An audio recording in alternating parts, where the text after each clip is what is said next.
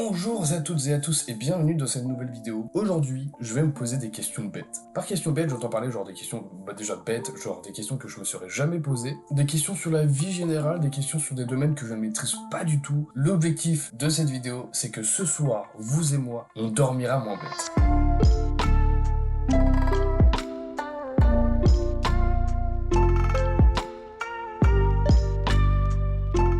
Connaissez-vous un animal incroyable mais inconnu ou presque? Donc là vous êtes en train de me dire qu'on va découvrir potentiellement un animal que on ne connaît pas.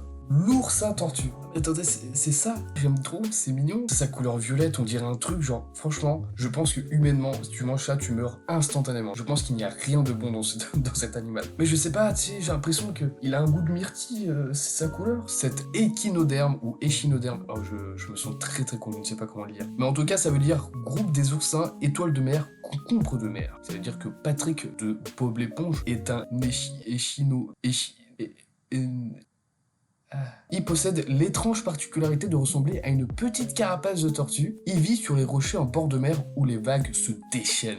Pourquoi je n'ai jamais entendu parler d'un oursin tortue? Du coup, comment il vit? C'est genre la première question que je me pose, c'est quoi son quotidien? C'est quoi? Comment il chill un petit peu là? Mais je vous jure, mais gros, c'est de la gelée en fait. On dirait des bonbons, genre une sorte de gélule ou quoi que ce soit. Pour moi, ça, les gars, c'est un goût de myrtille. Également réputé pour sa grande force fixatrice, il n'est possible de le capturer que par surprise. On est dans Pokémon ou quoi? Ça ressemble trop à des bonbons, je vous jure. Et du coup, ça me dégoûte en soi aussi. Je me dis, je veux voir des bonbons, je vais me dire, c'est peut-être un oursin tortue. Que se passe-t-il lorsque l'on ne règle pas son téléphone en mode avion dans un avion? Et bah gros, je te jure que c'est une bonne question. Ça c'est totalement le type de question, genre je me dis, c'est trop bête comme question, mais c'est vrai que maintenant que je la lis, je me dis bah ouais c'est vrai ça. Et si je mets pas le mode avion, est-ce qu'il y a un problème? Si vous oubliez de passer en mode avion dans un avion de ligne, ce n'est pas bien grave. Ok, déjà le début est très décevant. Par contre, si vous êtes très nombreux dans l'avion à avoir l'impolitesse de ne pas suivre les consignes de votre sympathique personnel de bord, vous contribuerez fortement à perturber les communications entre l'avion et le contrôle aérien dans les basses couches. Les téléphones vont constamment communiquer avec les tours relais, perdre le réseau, le recapter, entraînant possiblement des interférences. Ou grosso modo, si par exemple tout un avion ne met pas son mode avion, on peut mourir.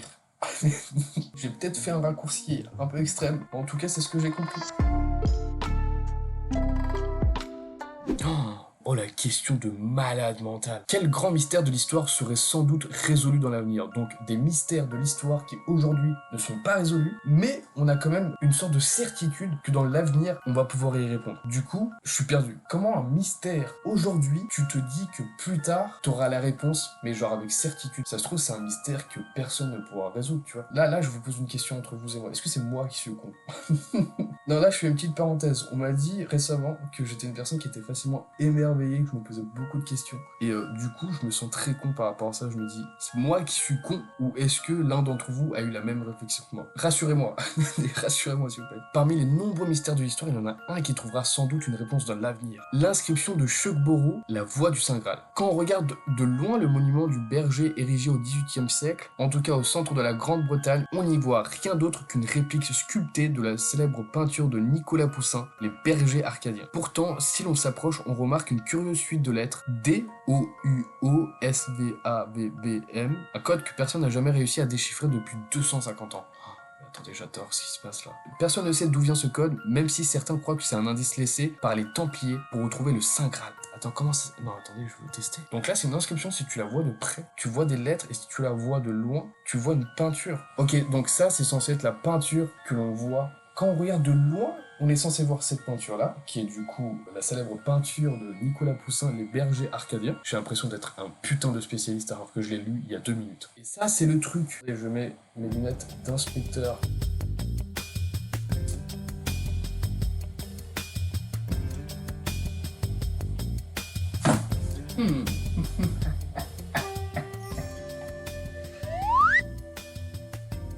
Je vois rien. Enfin, de loin, on est d'accord, là, regardez, je me mets loin. Essayez de mettre loin votre PC ou ordinateur, si vous voulez être aussi con que moi actuellement. C'est la peinture. En fait, quand ils disent qu'on se rapproche, oh, je me sens débile, frère. Parce que là, je vois qu'il y a des trucs au milieu, c'est juste qu'en fait, on voit des lettres au milieu, c'est ça? C'est ça le truc. Bon, les questions suivantes. Là, si je reste sur cette question, je vais me sentir plus con. Et ça va me frustrer de rien comprendre.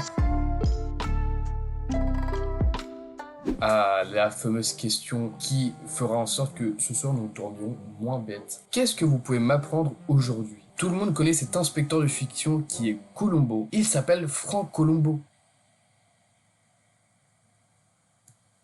Je me suis fait troll là. Pourquoi est-il toujours recommandé de péter?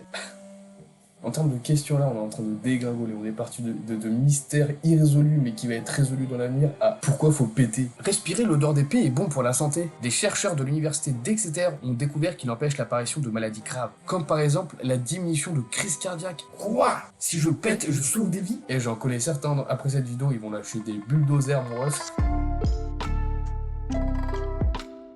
Quels sont les lieux abandonnés les plus effrayants? L'île des poupées. Si on vous dit île, ce qui vous vient à l'esprit immédiatement, c'est un lieu paradisiaque, sable fin, eau turquoise, végétation dense à perte de vue, un paysage de rêve quoi. Eh bien, détrompez-vous, il y en a quelques-unes qui font l'exception à la règle. Et ça commence à partir sur un petit côté très d'horreur. Une île effrayante, pleine de poupées détériorées par le temps et défigurées, accrochées partout dans les arbres et à chaque coin et recoin. Waouh frère, l'angoisse, mais ça c'est forcément un lieu qu'ils ont utilisé pour un film ou quoi que ce soit. Ça peut pas être un vrai endroit où les gens se sont dit venez on pose des poupées ici, c'est banger. D'ailleurs elle dégage une ambiance malaisante et pesante. Jure mon ref. Qui est à l'origine d'un projet aussi loufoque? Wow gros, tout trop bien, on va savoir pourquoi. Tout cela a débuté dans les années 50, un certain Julián Santana Barrera. Je suis pas sûr de la prononciation mais je suis très fier de ce que j'ai fait. Il quitte du jour au lendemain toute sa famille pour s'installer sur l'île. Et là, il va faire quelque chose de complètement fou. Persuadé que l'île est hantée par l'esprit d'une petite fille noyée dans le canal, il va commencer à collecter toutes les poupées trouvées dans les décharges et les alentours, comme pour conjurer le mauvais sort et apaiser l'esprit de la petite. Du coup, t'as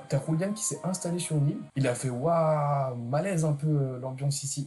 J'ai l'impression qu'une petite fille hante cette île et qu'elle s'est noyée dans l'eau. Et la seule chose qui s'est dite, c'est je vais mettre des poupées dégueulasses, des têtes coupées et je serai sauvé. Mais c'est que dans les années 90 que le public a pu découvrir cette île intrigante suite à un projet écologique de nettoyage de canaux. Il y a même eu un genre de marché insolite car ce monsieur en question faisait du troc avec les touristes et habitants des alentours, leurs poupées contre les fruits et productions qu'il cultivait. Ok, donc au final, cette île est devenue une île touristique. C'est un happy ending, je préfère cette vision des choses.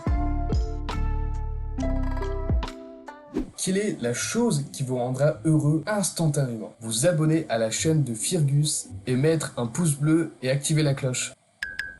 Écoutez, voilà, ce soir on dormira moins bête. J'espère que la vidéo vous aura plu et je vous fais des gros bisous. Je vous dis à la semaine prochaine et je vous dis bye bye.